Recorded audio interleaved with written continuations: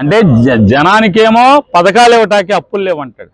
ఆఖరికి చదువుకునేటువంటి పేద వర్గాలకి ఆ కులం ఈ కులం లేదు, ఏ కులమైనా పేద విద్యార్థికి సంవత్సర కాలంగా ఒక్క నయా పైసా ఫీజు రీయింబర్స్మెంట్ కాలేజీల్లో చెల్లించకపోవటం వల్ల ఇవాళ కాలేజీ యాజమాన్యాలన్నీ అమ్మా నాన్నల్ని వేధించి తల తాకట్టు పెట్టైనా నువ్వు ఫీజు కట్టమని చెప్పి ఒత్తిడి చేసి పరీక్షలు రాయనివ్వకపోతే మాట్లాడేవాడు ఒక్కళ్ళేడు.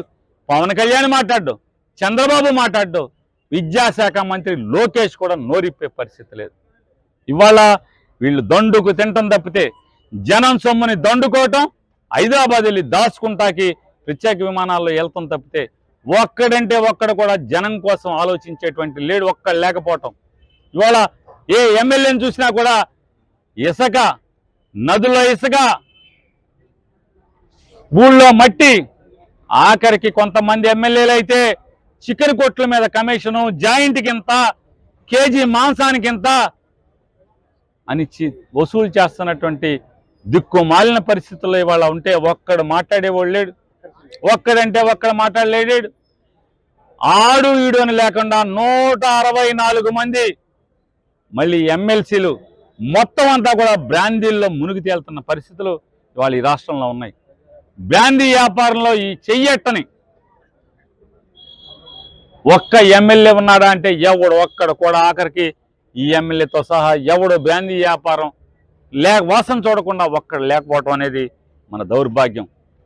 ఇవాళ ఇన్ని మాయమాటలు చెప్పి, ఇన్ని మోసాలు చెప్పి వీళ్ళు పబ్బం గడుపుకోవటానికి, ఆఖరికి ప్రజల్ని మోసం చేయడమే కాదు, దేవుణ్ణి సనాతన ధర్మం అని, జగన్మోహన్ రెడ్డి మీరు క్రిస్టియన్ మేము హిందువులు అని వాగినటువంటి చంద్రబాబు నాయుడు కూడా ఇవాళ సాక్షాత్తు రాష్ట్రంలో ఉన్నటువంటి ప్రతి దేవుడు ఆలయాన్ని కూడా దోచేసేటువంటి కార్యక్రమానికి తెరలేపుతున్నారు. మొన్న నోటిఫికేషన్ ఇచ్చారు. ఏమని ఇచ్చారంటే, నెల రోజుల్లోపు మీకు అభ్యంతరాలు ఉంటే చెప్పండి, మేము చట్టం తేబోతున్నాం, దేవుడి ఆస్తులన్నీ కూడా ఈ రాష్ట్రంలో ఉన్నటువంటి ప్రతి హిందూ దేవుడి ఆస్తిని కూడా నామినేషన్ పద్ధతిలో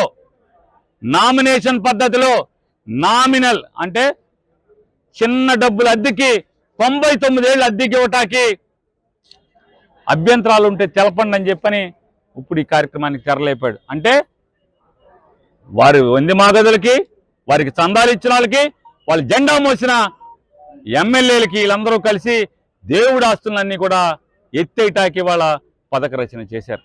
అంటే జనాన్ని మోసం చేయటంలో జనాన్ని వదలరు. ఓట్లు ఎంచుకునేప్పుడు అన్ని మతాలు మాయ అన్నారు, క్రిస్టియన్లు మేమే అన్నారు, ముస్లిమ్స్కి మేమే అన్నారు, టోపీ పెట్టుకున్నారు. ఇవాళ వచ్చి మేము హిందువులకి మాత్రమే నాయకులు అని చెప్పి సిగ్గు లేకుండా ఇవాళ మాట్లాడుతున్నటువంటి పరిస్థితులు మనం చూసాం. ఇవాళ నిజంగా ఏ రాజకీయ నాయకుడికి రాకూడనటువంటి దుస్థితి చంద్రబాబు నాయుడికి వచ్చింది, పవన్ కళ్యాణ్కి వచ్చింది.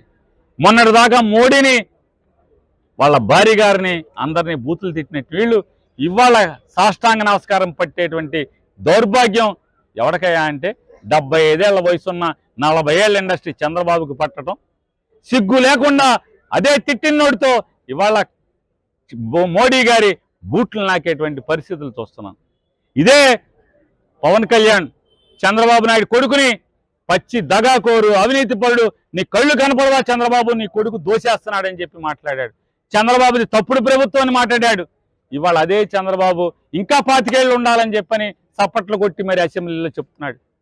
అంటే ఎవరికన్నా రాజకీయ నాయకుడికి తిట్టిన నోటితో మళ్ళీ కాళ్ళు పట్టుకునే స్థితి రావటం, తిట్టిన నోటితోనే భజన చేసేటువంటి కార్యక్రమం రావటం అంటే ఇక మనిషిగా బతికి ఉండే అవసరమా అని నేను వాళ్ళని ప్రశ్నిస్తున్నాను. ఇవాళ ఈ దుర్మార్గాలకి కనీసం ప్రజలకి మాటిచ్చామేమనేటువంటి ఇంత కూడా సిగ్గు ఎగ్గు లేకుండా మా దగ్గర డబ్బులు లేవు, ఏం చేస్తామని చెప్పి ఇప్పటికి ఈరోజు సాయంత్రంకి 1,54,000 కోట్ల రూపాయలని అప్పు చేసి ఈ రాష్ట్రాన్ని అప్పులు కుప్పలుగా చేస్తున్నటువంటి దౌర్భాగ్య ప్రభుత్వం ఈ కూటమి ప్రభుత్వాన్ని దిగిపోవాలి తక్షణమే అని చెప్పి ప్రజలకి క్షమాపణ చెప్పి వెంటనే ఈ ప్రభుత్వం దిగిపోవాలని చెప్పని, లేదా ప్రజాగ్రహంలో రోజు రోజుకి ఇవాళ మీరు ఎన్ని బాధలు పెట్టినా ఒక ఆయన మాట్లాడతాడు, గన్నవరంలో తప్పుడు కేసుల్లో చర్చకి సిద్ధం అన్నాడు. మా అమ్మాయి వచ్చింది, రా చర్చకి మాట్లాడదామని. రాడు అంటాడు, తప్పుడు కేసులు లేవంటాడు. తప్పుడు కేసులు లేకపోతే, తప్పుడు కేసులే కాకపోతే రాష్ట్రంలో 175 నియోజకవర్గాల్లో 173 మంది జైలుకి వెళ్ళినోడు ఎవరన్నా ఏ నియోజకవర్గం ఉందంటే ఇది గన్నవరం నియోజకవర్గంలో మాత్రమే. ఇంకెక్కడ ఈ రాష్ట్రంలో ఎక్కడా లేదు. వంశీ మీద కేసులు తప్పుడు కేసులు కాదా? 2019 సంవత్సరంలో చంద్రబాబు ప్రభుత్వం, తెలుగుదేశం శాసనసభ్యుడు 2018లో పట్టాలు పంచిపెట్టాడంట.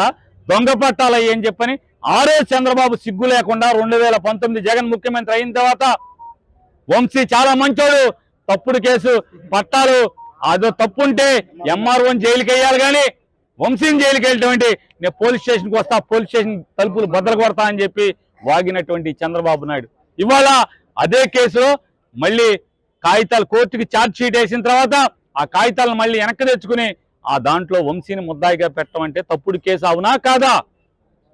2016 సంవత్సరంలో ఎవడో ఒకడు ఆస్తి కొనుక్కున్నాడంట, ఎవరితో ఊళ్ళో తగాదా ఉందంట, ఎమ్మెల్యే దగ్గరికి వచ్చి మా ఆస్తి తగు తీర్చమంటే అయ్యా సివిల్ మ్యాటర్ నేనెట్టా తీరుస్తాను, పోలీస్ స్టేషన్కి వెళ్ళి కంప్లైంట్ చేసుకో, లేదా సివిల్ కోర్టులో దావా చేసుకో అని చెప్తే వంశీ అవతల వాడితో కుమ్మక్కైపోయి నేను ఎమ్మెల్యే నమ్మినా వెళ్ళినా కూడా నాకు పని చేయలేదు కాబట్టి నా ఆస్తిని దొబ్బేశాడు వంశీ అని చెప్పని ఇవాళ కేసు.